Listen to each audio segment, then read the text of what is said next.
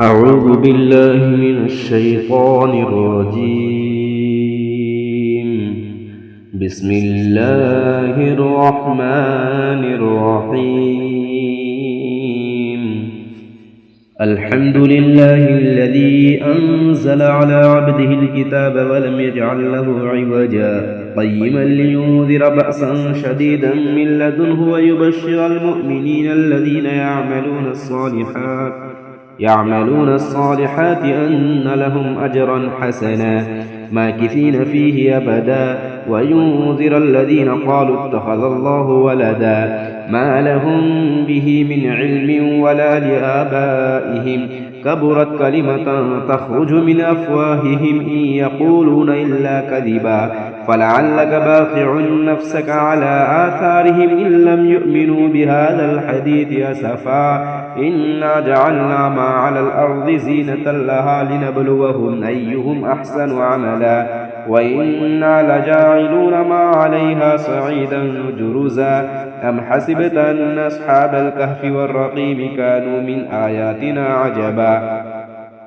إذ أوى الفتية إلى الكهف فقالوا ربنا آتنا من لدنك رحمة وهيئ لنا من أمرنا رشدا فضربنا على آذانهم في الكهف سنين عددا ثم بعثناهم لنعلم أي الحزبين أحصى لما لبثوا أمدا نحن نقص عليك نباهم بالحق إنهم فتية آمنوا بربهم وزدناهم هدى وربطنا على قلوبهم إذ قاموا فقالوا ربنا رب السماوات والأرض لن ندعو من دونه إلها لقد قلنا إذا شططا هؤلاء قوم اتخذوا من دونه آلهة لولا يأتون عليهم بسلطان بين فمن أظلم ممن افترى على الله كذبا وإذ اعتزلتموهم وما يعبدون إلا الله فأووا إلى الكهف ينشر لكم ربكم من رحمته ويهيئ لكم من أمركم مرفقا وترى الشمس إذا طلعت تزاور عن كهفهم ذات اليمين وإذا غربت تقرضهم ذات الشمال وهم في فجوة منه ذلك من آيات الله من يهد الله فهو المهتد ومن يضلل فلن تجد له وليا مرشدا وتحسبهم أيقاظا وهم رقود ونقلبهم ذات اليمين وذات الشمال وكلبهم باسط ذراعيه بالوصيد لو اطلعت عليهم لوليت منهم فرارا ولملئت منهم رعبا وكذلك بعثناهم ليتساءلوا بينهم قال قائل منهم كم لبثتم قالوا لبثنا يوما أو بعض يوم قالوا ربكم أعلم بما لبثتم فابعثوا أحدكم بوريقكم هذه إلى المدينة فلينظر أيها أزكى طعاما فليأتكم برزق منه وليتلطف ولا يشعرن بكم أحدا إنهم إن يظهروا عليكم يرجموكم أو يعيدوكم في ملتهم ولن تفلحوا إذا أبدا وكذلك أعثرنا عليهم ليعلموا أن وعد الله حق وأن الساعة لا ريب فيها إذ يتنازعون بينهم أمرهم فقالوا بنوا عليهم بنيانا ربهم أعلم بهم قال الذين غلبوا على أمرهم لنتخذن عليهم مسجدا سيقولون ثلاثة رابعهم كلبهم ويقولون خمسة سادسهم كلبهم رجما بالغيب ويقولون سبعة وثامنهم كلبهم قل ربي أعلم بعدتهم ما يعلمهم إلا قليل فلا تمار فيهم إلا مراء ظاهرا ولا تستفت فيهم منهم أحدا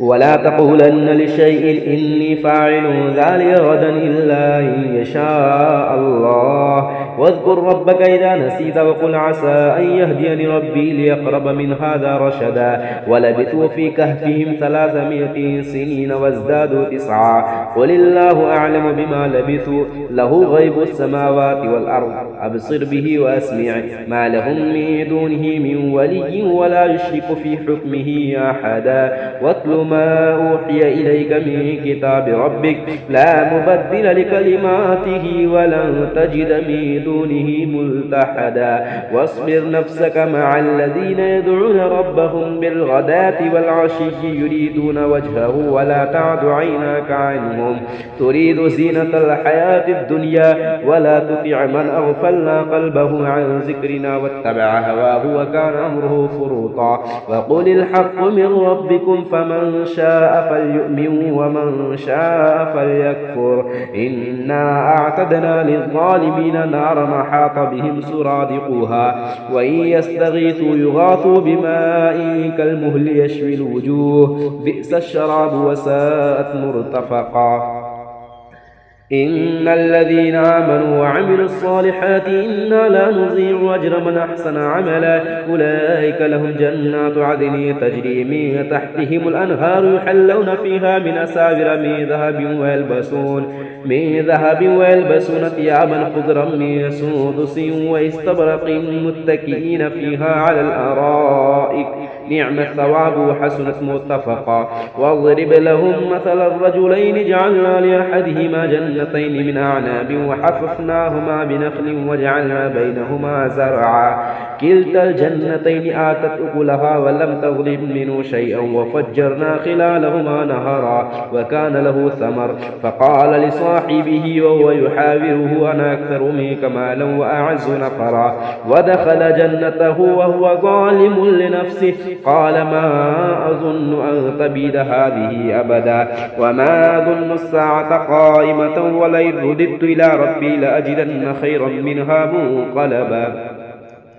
قال له صاحبه وهو يحاوره وكفرت بالذي خلقك من تراب ثم من نطفة ثم سواك رجلا لكن هو الله ربي ولا أشرك بربي أحدا ولولا إذ دخلت جنتك قلت ما شاء الله لا قوة إلا بالله إن ترني أنا أقل منك مالا وولدا فعسى ربي أن يؤتيني خيرا من جنتك ويرسل عليها حسبانا من السماء تصبح سعيدا زلقا أو يصبح ماؤها غورا فلن تستطيع له طلبا وأحيط بثمره فأصبح يقلب كفيه على ما أنفق فيها وهي خاوية على عروشها ويقول يا ليتني لم أشرك بربي أحدا ولم تكن له فئة ينصرونه من دون الله وما كان منتصرا هنالك الولاية لله الحق هو خير ثوابا وخير عقبا واضرب لهم مثل الحياة الدنيا كماء أنزلناه من السماء فاختلط به نبات الأرض فأصبح هشيما تذروه الرياح وكان الله على كل شيء مقتدرا المال والبنون زينة الحياة الدنيا والباقيات الصالحات خير عند ربك ثوابا وخير أملا ويوم نسير الجبال وترى الأرض بارزة وحشرناهم فلم نغادر منهم أحدا وعرضوا على ربك صفا لقد جئتمونا كما خلقناكم أول مرة بل زعمتم أن لن نجعل لكم موعدا ووزع الكتاب فترى المجرمين مشفقين مما فيه ويقولون يا ويلتنا ما لهذا الكتاب لا يغادر صغيرة ولا كبيرة إلا أحصاها ووجدوا ما عملوا حاضرا ولا يظلم ربك أحدا وإذ قلنا للملائكة اسجدوا لآدم فسجدوا إلا إبليس كان من الجن ففسق عن أمر ربه أفتتخذونه وذريته أولياء من دوني وهم لكم عدو بئس للظالمين بدلا ما أشهدتهم خلق السماوات والأرض ولا خلق أنفسهم وما كنت متخذ المضلين عضدا ويوم يقول نادوا شركائي الذين زعمتم فدعوهم فلم يستجيبوا لهم وجعلنا بينهم موبقا ورأى المجرمون النار فظنوا أنهم واقعوها ولم يجدوا عنها مصرفا ولقد صرفنا في هذا القرآن للناس من كل مثل وكان الإنسان أكثر شيء جدلا وما منع الناس أن يؤمنوا إذ جاءهم الهدى ويستغفروا ربهم إلا أن تأتيهم سنة الأولين أو يأتيهم العذاب قبلا وما نرسل المرسلين إلا مبشرين ومنذرين ويجادل الذين كفروا بالباطل ليدحضوا به الحق واتخذوا آياتي وما أنذروا هزوا ومن أظلم ممن ذكر بآيات ربه فأعرض عنها ونسي ما قدمت يداه إنا جعلنا على قلوبهم أكنة أن يفقهوه وفي آذانهم وقرا وإن تدعهم إلى الهدى فلن يهتدوا إذا أبدا وربك الغفور ذو الرحمة لو يؤاخذهم بما كسبوا لعجل لهم العذاب بل لهم موعد لن يجدوا من دونه موئلا وتلك القرى أهلكناهم لما ظلموا وجعلنا لمهلكهم موعدا وإذ قال موسى لفتاه لا أبرح حتى أبلغ مجمع البحرين أو أمضي حقبا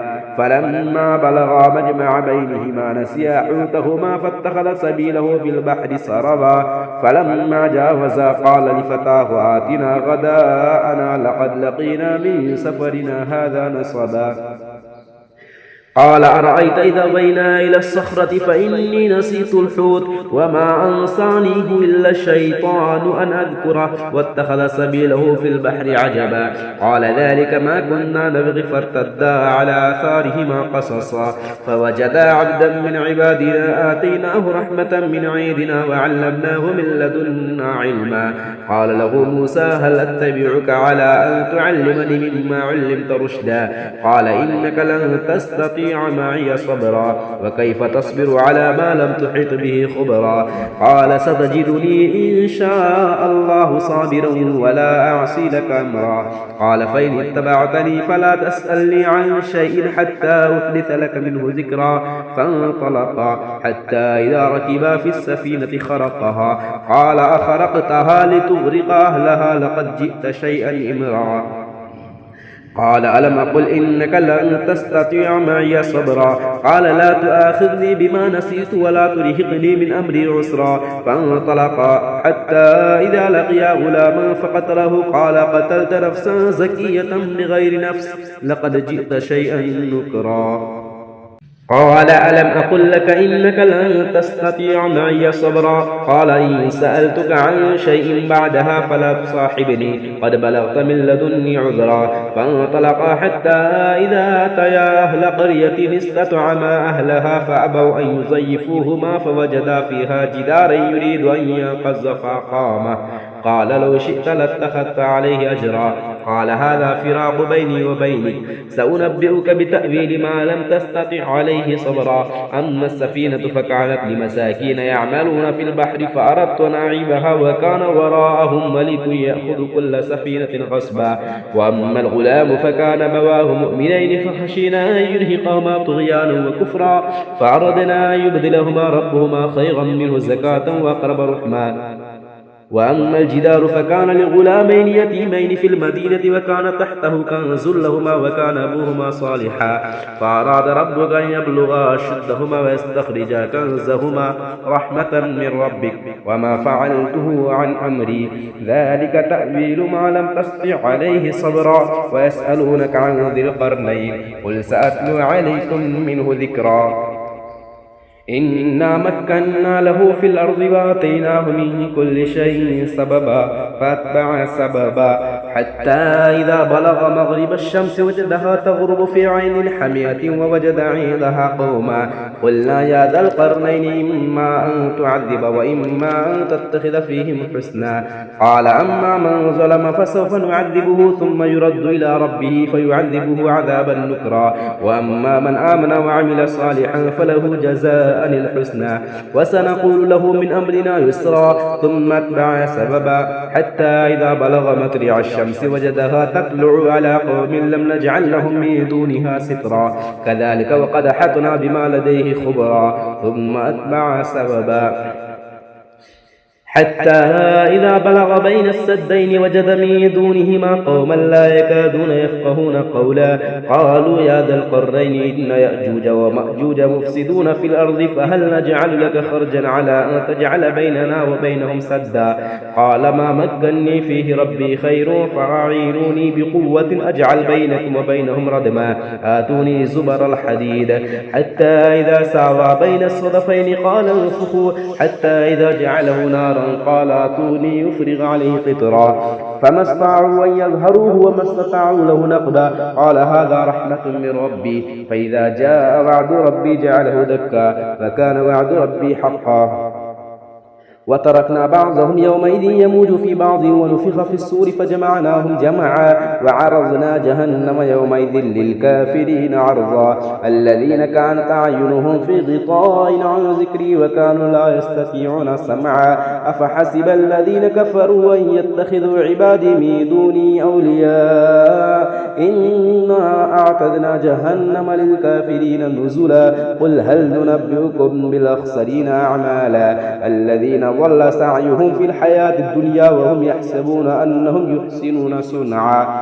أولئك الذين كفروا بآيات ربهم ولقائه فحبطت أعمالهم فلا نقيم لهم يوم القيامة وزنا ذلك جزاؤهم جهنم بما كفروا واتخذوا آياتي ورسلي هزوا